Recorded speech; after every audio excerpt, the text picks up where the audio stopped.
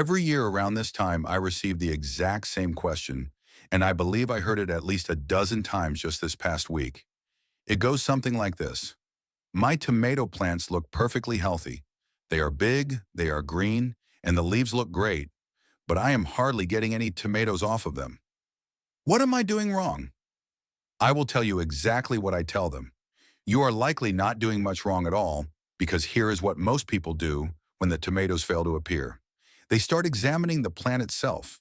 They wonder if they bought a poor variety, if they should have pruned it differently, or if they need to go buy some fertilizer and pour it on. However, 9 times out of 10, the plant is not your actual problem. The problem is located underneath it. It is the ground. Now, before I go any further, come over here with me for a second. I want you to see something specific. These 2 garden beds were put in on the very same day. They have the same variety, the same seeds, the same soil, the same water, and the same amount of sunlight on them. I set them up that way on purpose, so there would be no room for arguing about it later. The only difference between them is that this side here has been receiving a gallon of what I am about to show you how to make every 3 weeks since May. That side over there has not had a single drop of it. Now, I am not going to oversell this to you. That is not twice the size of the other plant. If anyone tells you they doubled their tomatoes with a jug of something, you should hold on to your wallet. But look at the fruit set on this one compared to that one. And this side has been running about 2 weeks ahead for the entire season. That is what we are talking about today. It is not a miracle. It is just a real difference for about $1. Now, I am not about to tell you to go dig up your garden and start over. Nobody is doing that in the middle of the growing season, and you should not have to. What I am going to show you today is the simplest thing I know to wake that ground back up. It costs about $1 and takes you 5 minutes. So here is how we will proceed. First, I want to spend a couple of minutes on why the soil is the key factor. And I will keep it plain. No chemistry class, I promise you that. Once you understand that, everything else makes sense. Then I will mix you up a batch of what I use, right here on this bench, from start to finish, so you can see exactly what goes into it. Then I will show you how to apply it to your plants without doing them any harm, because that part trips people up more than the mixing does. And at the end, I will tell you honestly what to expect from it. I will also tell you the handful of free things that will do more for your tomatoes than any jug of anything. Does that sound all right? Let's get into it. All right, a couple of minutes on the ground, then we will go make something. Here is the part that took me a long while to get through my head. Your tomato plant does not eat dirt. I know that sounds obvious when said out loud, but think about what it actually means. You can have soil that is absolutely full of everything that plant needs, and the plant can still go hungry. This is because most of what is down there is locked up. It is sitting in a form that those roots simply cannot take in. So what unlocks it? Life. Little bitty life. Bacteria, fungus, billions of them in every handful of good dirt. Living down there in the dark doing the work. They break that locked up stuff down and turn it into a form the roots can pull in. That is their whole job. So your plant isn't really feeding off your soil, it is feeding off what that crew hands up to it. I call them the crew. You will hear me say it for the rest of this video. Now here is why your plants stall out come midsummer. That crew runs on energy, just like you and me. Their energy comes from carbon, sugars in plain terms, and by the middle of summer in a bed that has been growing hard all season, that supply has run low. So the crew goes quiet. They are still down there. They are just not working much. And when the crew goes quiet, your plant quits getting fed. But here is the thing. It doesn't wilt on you. It doesn't turn yellow. It doesn't do anything that looks like a problem. It just coasts. You have a big, green, healthy-looking plant and hardly any fruit, which is exactly what those folks were asking me about. So the fix isn't to feed the plant. Pouring more fertilizer on a plant whose crew has gone quiet is like stocking the pantry when nobody is in the kitchen. The fix is to feed the crew. And that is all this stuff I am about to make is. It is a meal for the life in your soil. That is it. That is the whole idea. And if you take nothing else from today, take that one. Because you now understand more about growing than half the folks standing in line at the garden center. So let's go feed them. 3 things. That is the whole list. First one is water, 1 gallon. And this is the part everybody skips right past. So give me a second on it. Try not to use straight tap water if you can help it. City water has chlorine in it, and chlorine is in there for exactly one reason: to kill microbes. And microbes are the entire point of what we are doing. You would be undoing the job before you even started. Rainwater off the roof is perfect if you catch it. Well, water is fine. And if city tap is all you have, that is no problem either. Just fill a bucket and set it outside uncovered overnight. That chlorine gas is off on its own. It costs you nothing but a little patience. Second thing is molasses, 2 tablespoons. Blackstrap if your store carries it, but any molasses will do the work. And third is yeast, just plain baker's yeast. That little jar in the baking aisle, a couple of dollars. It will last you all season in the icebox. 1 tablespoon. That is it. Water, molasses, yeast. About $1 worth for a whole gallon. Now let's mix it up. Start with your water and get it warm. Not hot, just warm. About 95 degrees, which is right about bathwater temperature. And if you don't have a thermometer, don't go buying one. Just stick your finger in it.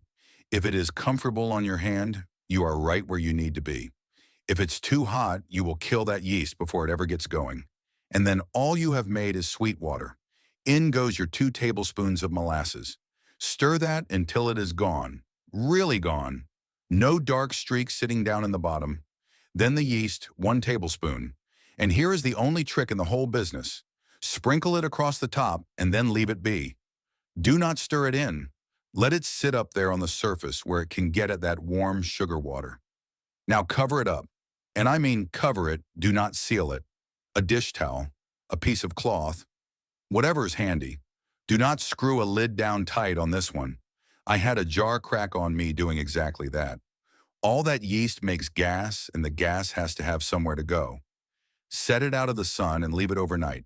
8 hours, 12 hours. It doesn't have to be exact. And in the morning, you will have this. See that foam sitting on top? That is how you know it took. That is your crew, awake and fed and ready to go to work. Use it up within about 2 days. After that, the sugar is all eaten and it starts turning on you. You will smell it before you see it. Now let me tell you what those 2 things are actually doing down there. Because once you know, you will know when it is worth making and when it isn't. The molasses is the meal. That is the sugar we talked about. The energy your crew has been running short on. You pour it on, they wake up, they multiply, and they get straight back to breaking down what is already in your ground. And I want to say that part again, because it is the thing folks get backwards. That sugar is not for your tomato. Your tomato cannot drink sugar up through its roots. It doesn't work that way. The sugar is for the soil. The yeast is doing something a bit different. Now that foam it makes overnight, that is just yeast eating sugar and burping out gas. Same thing that makes a loaf of bread rise, it is a good sign. It tells you your yeast was alive and it did its job. But that yeast is not going to move out into your garden and set up house. Baker's yeast is a kitchen animal. It lives in bread dough. Out in your soil, it is well out of its depth, and the locals will run it off within a couple of days. So what is it good for then? It is food. Plain and simple, that is the honest answer. All those little yeast bodies break right down and feed the same crew. There is nitrogen in there, some vitamins, good stuff. It is a quick meal on top of the slow one, which is why 1 tablespoon does the job just fine. 4 tablespoons doesn't do 4 times as much. It just makes a mess and pops the lid off your jar. Stick with the 1. Now, if you have come across this recipe online anywhere, you have likely seen 2 more things in it: buttermilk and baking soda. And folks ask me about those every single spring. So let me be straight with you on both. Buttermilk is in there for calcium. And the thinking is that calcium stops blossom end rot. You know the one, that brown sunken spot on the bottom of the tomato that ruins the whole fruit right when it is about to ripen. Here is what I wish somebody had sat me down and told me 20 years back, because I chased this one a long time. Blossom end rot usually isn't a calcium shortage in your ground. Most soil in this country has plenty of calcium in it already. It is a plumbing problem. Calcium rides up into that plant along with the water, and it goes where the water is moving fastest, out through the leaves, not down into the fruit. So when your watering swings around, bone dry Monday and soaked on Thursday, that calcium doesn't reach the bottom of the tomato in time, those cells give out and you get your brown spot. You can pour calcium on that ground all summer and never touch it because calcium was never what you were short of. Water steadily, get some mulch down, and it goes away on its own. That is the fix, and it is free. So buttermilk isn't hurting a thing. It is a little more food for the crew, same as the yeast. If you have some going sour in the icebox, throw it in. I just wouldn't go out and buy it for this. Now, baking soda, that one I do leave out every time. Two reasons folks put it in: to change the soil pH or to fight fungus. On the pH search, a tablespoon in a gallon of water isn't going to move your soil in any way that lasts. If your ground is genuinely too sour, that is a garden lime job. You do it based on an actual soil test, and it works over months, not over one watering. On the fungus, there is a baking soda type product that works on mildew. That is true, but it is a different one, and you spray it up on the leaves, not pour it down on the ground. And here is my real reason. Baking soda is sodium, salt, basically. Your plants don't use it, and it doesn't wash out quickly. It just sits and builds up, and salt breaks down the structure of your soil. That nice crumbly dirt you have been working on goes tight and slick, and then water won't soak in, and roots can't breathe, which is the exact opposite of everything we just spent 10 minutes trying to do. One tablespoon one time won't wreck anything, and I want to be fair about that, but there is nothing to gain from it. So I leave it out, and I don't miss it. All right, let's go put this on some plants. 3 things to get right, and none of them are hard. First, water your bed before you pour this on. I know that sounds backwards. Here is why. Dry ground doesn't soak things up. It sheds them.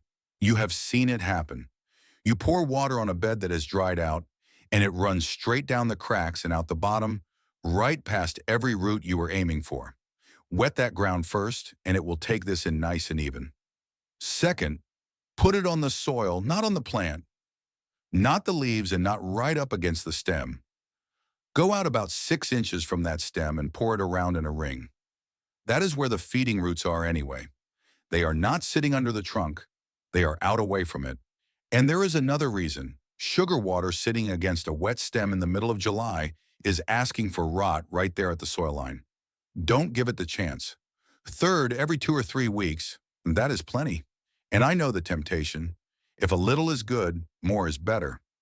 Not here. That crew needs time to work through what you already gave them. Keep dumping sugar on top, and they will bloom right up and tie your nitrogen up instead of turning it loose. And then you are back to a big leafy plant with no tomatoes on it, which is exactly where we came in. Morning or evening, if you can manage it. Not the middle of the day when everything out there is already hot and stressed.